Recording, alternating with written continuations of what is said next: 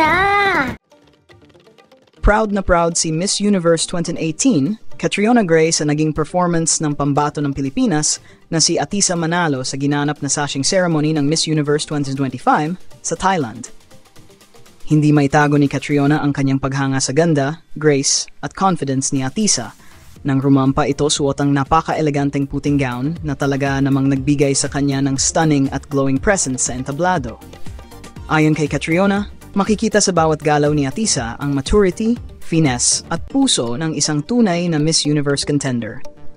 Matatandaan na naging batchmates sina Catriona at Atisa noong Binibining Pilipinas 2018, kung saan kapwa silang nagningning bilang mga pambato ng Pilipinas sa international stage. Kaya naman, special para kay Catriona na makitang muli si Atisa na lumalaban, ngayon naman sa isa sa pinakamatinding laban ng kanyang buhay.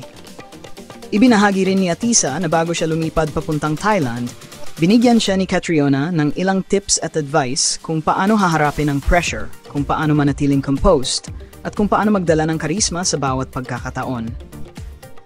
Todo suporta ngayon si Catriona kay Atisa, ipinagmamalaki ang kanyang kababayan na patuloy na ipinaglalaban ang pangarap na maging Miss Universe. Aniya, Atisa is shining in her own light, and that's something to be proud of.